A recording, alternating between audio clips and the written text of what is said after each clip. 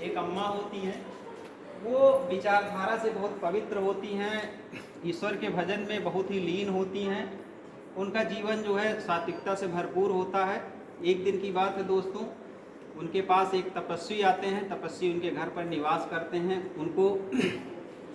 उनके साथ उनका सत्संग होता है और सत्संग का प्रभाव उस अम्मा पर इतना ज़्यादा पड़ता है कि वो प्रभावित हो जाती हैं उनसे और उनको वो गुरु मान लेती हैं कि आप हमारे गुरु हैं, आप हमको जो मंत्र दीजिए, आपके ही सानिध्य में रह करके जो है अपने जीवन को हम सफल बनाएंगे। तो जब गुरु जाने लगते हैं 1-2 दिन बाद, तो अम्मा कहती हैं कि नहीं गुरुवर, हम भी आपके साथ चलेंगे। अब हमारा जो है जीवन से राग और द्वेष मुक्त हो गया हमारा जीवन। अब हमको जो है यहाँ सांसारिकता से कोई मतलब नहीं है, मुझे भी अपने साथ लीजिए। तो गुरु मना करते हैं कि नहीं, ऐसा हम नहीं कर सकते, लेकिन वो जिद पकड़ लेती हैं। तो पहले परिवार समझाता है, फिर गांव समझाता है, लेकिन अंत में सारे लोग निर्णय करते हैं कि ठीक है, गुरु के साथ आप जाइए। तो उनके पास जो जेवरात होते हैं, जो द्रव्य होता है, लेकर के गुरु के साथ चल पड़ती हैं। और रास्ते में जब जाते हैं तो गुरु के मन में एक विचार उत्पन्न होता है कि ये जो स्त्री है जो हमको गुरु मान बैठी है, इसके पास तो द्रव्य बहुत ज़्यादा है। अगर ये द्रव्य मिल जाता तो मेरा काम हो जाता और इससे पीछा छूट जाता तो बड़ा अच्छा होता। गुरु के मन में थोड़ा सा वहाँ मन उनका विचलित हो जाता है। और जाते जाते दोस्तों एक जंगल पड़ता है और उस जंगल के रास्ते पर एक कुआं होता है। गुरु ने तरकीब लगाई कि जो है पानी के बहाने क्यों ना इस महिला को जो कुआं है उसी में मैं धक्का दे दूं और मेरा भी काम हो जाएगा और ये उसी में ख़त्म हो जाएगी।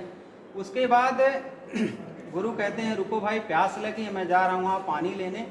तो जैसे गुरु कहते हैं मैं पानी लेने जाऊँगा, उनकी जो शिष्या उन्होंने कहा, अम्मा ने कहा कि नहीं, मेरे रहते आपको नहीं जाना है और लाइए मैं पानी लाती हूँ। वो अपने सारे द्रव्य को रखती हैं गुरु के पास और पानी लाने के लिए बढ़ पड़ती हैं और किसी प्रकार से जुगाड़ करके जैसे अपने लोटे को जो है कुएं में डुबाने का प्रयास करती हैं, तैसे गुरु उनको धक्का दे देते हैं और कुएं में गिर जाती हैं। कुएं में जब वो गिरती हैं तो गिरने के पश्चात उस अम्मा को जो है अपनी चिंता नहीं होती है कि मैं कुएं में गिर पड़ी हूँ, मैं मर जाऊँ। उनको चिंता होने लगती है, अरे अगर मुझे कुछ हो गया तो मेरे गुरु का क्या होगा, उनको प्यास लगी होगी, पानी कौन पिलाएगा, यहाँ जंगली जानवर है, उनको छत पहुँचा सकते हैं। मतलब सारे जो भी विचार उनके मन में आए वो गुरु के प्रति आए। इस चीज़ को जिसकी वो भक्त थी, परवरदिगार इस चीज़ को देख रहे थे। उन्होंने कहा कि कमाल की बात है, यहाँ तो एकदम सिस्टम उल्टा चल रहा है, इतनी श्रद्धा। वो तुरंत एक इंसान का वेश बनाते हैं, वो आते हैं, पहले तो गुरु को पेड़ में बांध देते हैं। पेड़ में बांधने के पश्चात उस कुएं से उस महिला को, अम्बा को निकालते हैं और उनसे एक बात कहते हैं कि जानती हैं आपको धक्का किसने दिया? वो व्यक्ति दिया। जैसे वो गुरु की तरफ इशारा करते हैं, नहीं, ये हो ही नहीं सकता कि मेरे गुरु ने मुझे धक्का दिया हो, मैं मानने को तैयार नहीं हूँ।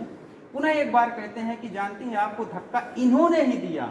उन्होंने फिर रिएक्ट किया कि नहीं, आप झूठ बोल रहे हैं, ये संभव नहीं है कि मेरे गुरु ने मुझे धक्का दिया हो।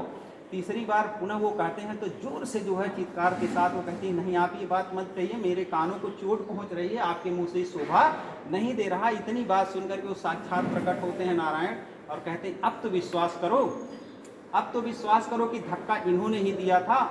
उसके बाद कहती हैं कि आज भी मैं नहीं मानूंगी कि धक्का इन्होंने दिया था, पहले आप मेरे गुरु को छोड़िए, बंधन मुक्त करिए, उसके बाद हम आपको बताते हैं कि धक्का मुझको किसने दिया था। गुरु छोड़े जाते हैं, आते हैं। उस अम्मा का जवाब सुनिएगा दोस्तों, कितना ज़बरदस्त जवाब था। उन्होंने कहा कि भगवान आप नारायण हैं, आज मेरे सामने प्रकट हैं।